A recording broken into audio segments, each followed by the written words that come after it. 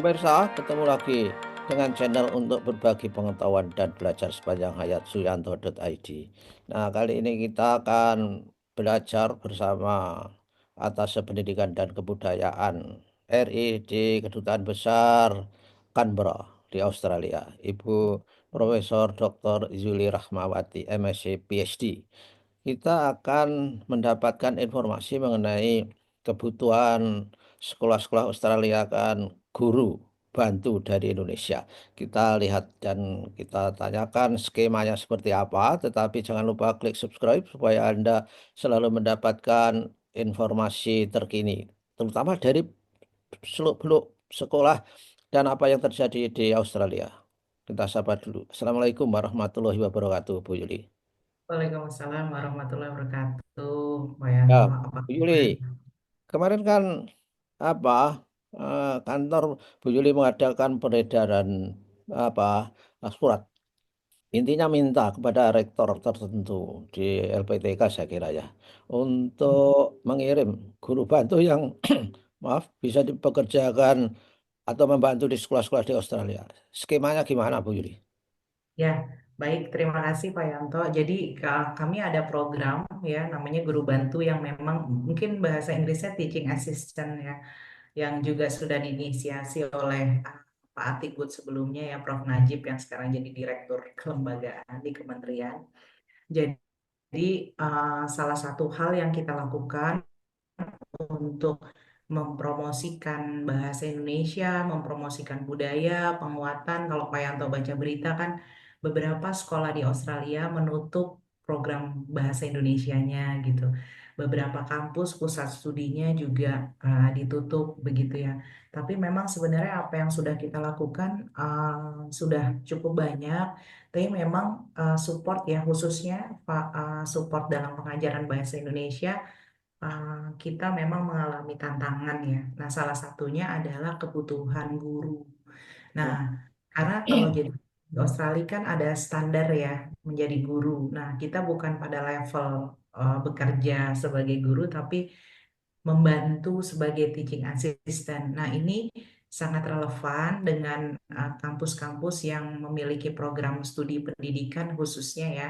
Biarpun kami membuka untuk mahasiswa juga yang bukan background pendidikan, tapi kita fokus pada pengajaran bahasa Indonesia dan pengenalan budaya.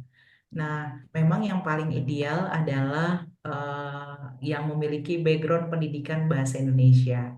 Hmm. Tapi kalau misalnya di luar itu kami sudah terima dari prodi bahasa lain, Prancis, Jerman, bahkan ada yang prodi hukum Pak Yanto ya. Jadi dari beberapa kampus dan ternyata mereka juga memiliki kompetensi dalam menyampaikan bahasa Indonesia. Nah, kami juga nanti akan memberikan pembekalan yang bekerja sama dengan entah asosiasi nanti bahasa Indonesia untuk penutur asing ataupun dengan badan bahasa ya, Badan Pembinaan dan Pengembangan Bahasa. Nah, jadi dengan sebelum berangkat diberikan pembekalan, mudah-mudahan itu juga menjadi modal gitu. Nah, sekarang itu sudah banyak permintaan, bahkan kami sedang menginisiasi yang sudah dilakukan sebelumnya oleh Pak Atikbud itu MOU dengan pemerintah state di Canberra gitu.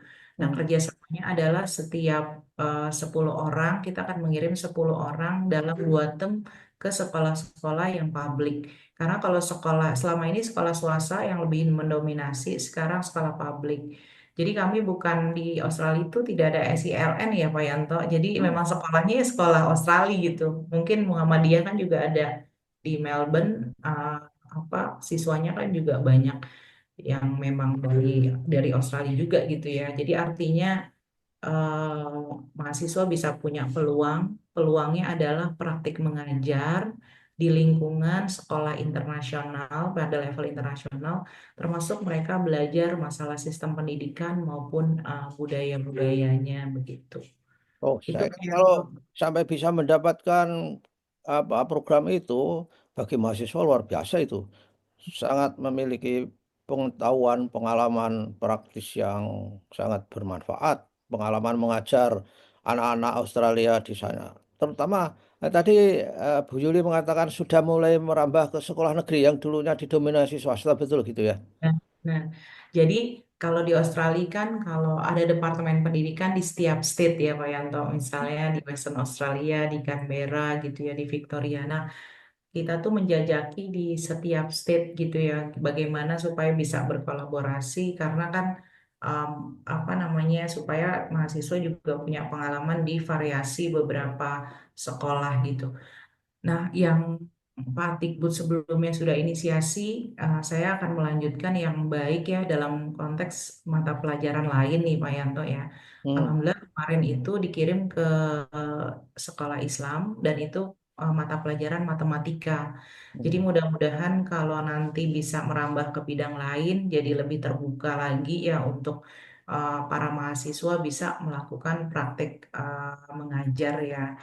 Nah, nanti mungkin hari besok, hari Kamis jam 8.30 sampai jam 10, saya akan melakukan sosialisasi. Mungkin kalau ada yang pertanyaan terkait hal-hal bagaimana pelaksanaannya, kemudian mungkin teknis-teknisnya. Tapi pada intinya adalah semuanya harus berkoordinasinya melalui kampus ya, Pak Yanto. Jadi mahasiswa yang akan dikirim, kampus itu mengirim surat kepada kami ke kantor Atikbud supaya nanti kami koordinasinya dengan kampus bagaimana masalah pengiriman mahasiswa untuk praktek mengajar. Nah, ada juga kebutuhannya ke universitas nih Pak Yanto. Jadi beberapa dosen juga diminta ya karena di sana ada pusat studi atau program studi bahasa yang salah satunya adalah bahasa Indonesia. Nah, ini yang sudah diminta ada Flinders University, kampusnya Pak Menteri. Hmm. Kemudian ada University of Sydney ya yang ada di Sydney gitu meminta satu orang dan memang saya sedang masa rekrutmen belum ada yang positif artinya mereka mempersiapkan diri karena kan harus menyiapkan visa dan sebagainya. Jadi kemungkinan mereka menyampaikan paling cepat akan mempersiapkan pada bulan April karena mungkin puasa dan sebagainya ya karena puasa di Australia Ya, ya, panjang ya Pak Yanto. ya, betul. Nah, Nah, saya mungkin mau tunjukkan foto-foto ya, supaya mudah-mudahan bisa jadi gambaran. Ini dari Pak Atikbud sebelumnya ya. Jadi ini salah satunya yang di Flinders, kemudian nih mahasiswa melakukan pembelajaran ya. hmm, Uh, jadi bisa kita lihat juga, kemudian nah, mahasiswanya harus kreatif, karena kalau belajar bahasa dan budaya itu kan harus menyenangkan ya. Jadi aktivitasnya seperti apa. Nah, di sana tuh ada guru bahasa Indonesia juga.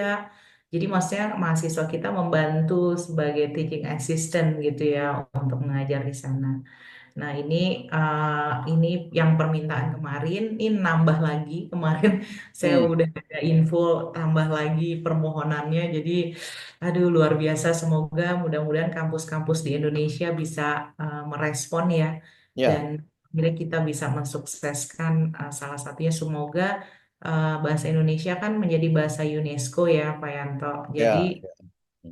mudah-mudahan bisa terinternasionalisasikan dengan baik dan akan banyak Indonesianis ya namanya orang yang cinta kepada Indonesia sekalipun dia bukan orang Indonesia gitu. Ya, ya. Oh, itu Nah, banyak itu dilakukan oleh orang-orang asing yang orang-orang Indonesianis itu. Wah, di Amerika saya juga lihat itu dan itu sangat-sangat menarik, sangat unik eh, cara mereka mencintai Indonesia. Oke lah, saya kira eh, kita sudah menerima banyak informasi dari Ibu Adikbud, saudara-saudara. Dan tentu saja kita tunggu informasi mengenai kebutuhan yang lebih banyak, tidak saja untuk mengajar di sekolah, tapi juga di perguruan tinggi. Dengan ya, cara itu saya kira transfer of culture, knowledge, dan sebagainya bisa terjadi secara efektif. Terima kasih ya Bu Yuli, dan ya, Pak. mudah-mudahan selama di Australia ini sehat-sehat selalu. Terima Amin, kasih. amin. Terima kasih. Assalamualaikum. Waalaikumsalam warahmatullahi wabarakatuh.